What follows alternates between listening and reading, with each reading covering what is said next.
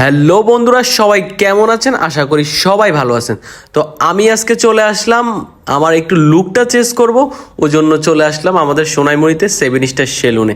তো দেখেন আমার চেহারার যে অবস্থা হয়েছে, খুবই বাজে অবস্থা, খুবই কি বলবো আর। তো যাক, কি করবো, চেহারার দিকে তাকাইলে নিজেকে নিজে চিনতে পারি না, আগে কি ছিলাম বর্তমান কি।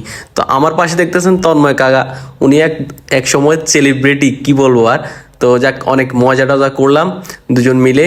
তো যাক, কি করবো ভাই, চেহারার যে ভিউ মানে অবস্থা পুরাই খারাপ। তো কি করবো, যাক আয়নার সামনে একটু পোস্টস নিলাম, দেখি চেহারাটা পুরাই বাজে আসতেছে। তো আমার দাদার সেলুনটা কিন্তু অনেক সুন্দর, ডেকোরেশনটা দেখেন, অনেক লাইটিংগুলো অনেক ভালো লাগে। তো অবভিয়াসলি পুরান হয়ে গেছে সেলুনটা, তো আসলে এখানে কাজ অনেক ভালো। তো আমি আগে হয়তো এখানে আসতাম, সময়ের কারণে হয়তো এখন আর আসতে পারি না।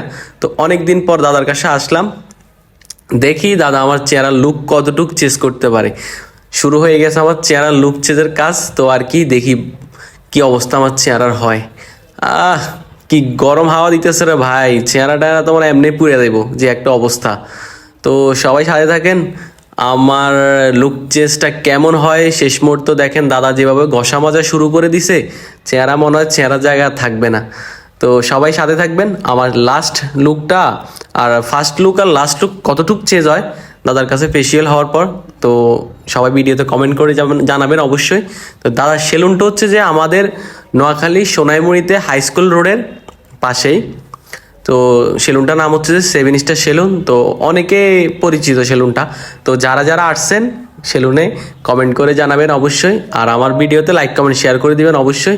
তো যাক, দেখি আমার লুক কতটুক চেঞ্জ হয়। যাক, অবশেষে সম্পূর্ণ কাজ শেষ, এখন চেহারাটা একটু সবাই দেখেন, পুরাই বাজে অবস্থা, কি আর দেখাবো আপনাদেরকে।